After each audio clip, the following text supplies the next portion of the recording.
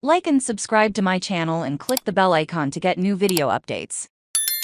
Why accountability is at the core of stewardship delegation. We've previously discussed the benefits of delegating responsibility and some of the specific behaviors and practices that make it work. This time, we'll go a little deeper into the recipe for delegation as success. By definition, accountability is the core of responsible delegation. You will notice here that these steps to responsible delegation involve delegating the task, not delegating the methods, outcomes 2. Policies 3. Resources 4. Accountability and linkages enter into a psychological contract with the steward. Then the temptation to micromanage diminishes greatly, because micromanage often consists of belated attempts to clarify expectations. If you do this in advance and there is a clear mutual understanding and commitment in regarding the expectations, your level of comfort and well-being increases and the competence of the other person is improved. Note the word mutual. By the way, expectations and understanding should be shared. Level of initiative. I mentioned earlier that the expected level of initiative should be discussed at the initial stewardship interview. The first level of initiative is when the worker awaits direction. The worker acts independently but reports immediately to the supervisor. The next stage is when the worker acts independently and routinely reports. Eventually, the worker just does it and moves on to another part of his job. Taking initiative is probably the number one cause of escrow assignment failure. Many people tend to take less initiative than necessary. Remember,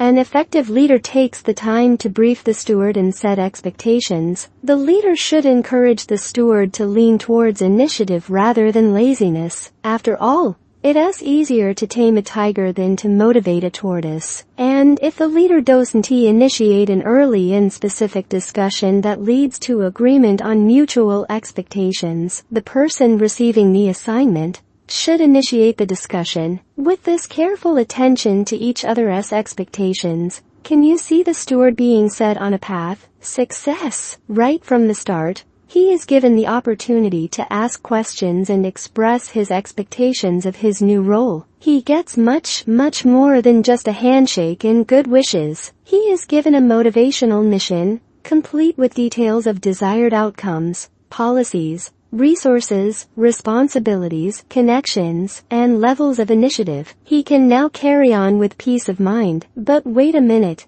You might be thinking, those are helpful principles that certainly apply in some cases. But I work with people who have a wide range of experience. They have many different abilities. Some of them are already very committed, while others clearly need to be motivated. How can I lead such people with a set of principles? Situational leadership. Like any good doctor, the effective leader diagnoses before prescribing. He carefully examines the situation at hand, the situation in terms of the challenges of the work to be done, and the situation in terms of the ability and willingness of the person assigned to do the work. In that sense, one size doesn't fit all. Situational leadership honors the differences between people and accelerates the learning and growth of everyone involved. It also helps ensure that work is done to meet expectations. Most people have peak performance potential. You just have to know where they come from and meet them there. With situational leadership,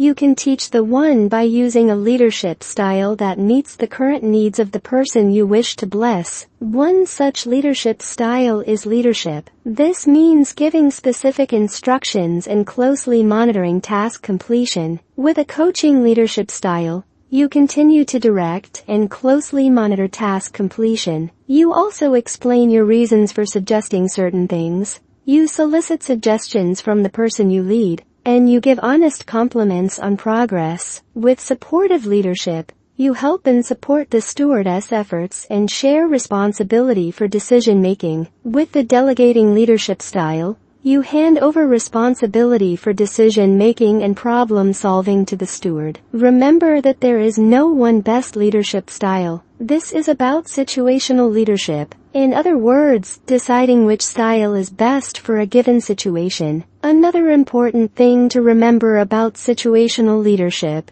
is that a person's performance or achievement involves two key factors, competence and commitment. Competence is a combination of knowledge and ability. These can be gained through education, training, coaching and/or experience. Engagement is a combination of conversion, trust and motivation. Confidence is a measure of a person's self-assurance, the feeling of being able to do something well without much control. Motivation is a person's interest and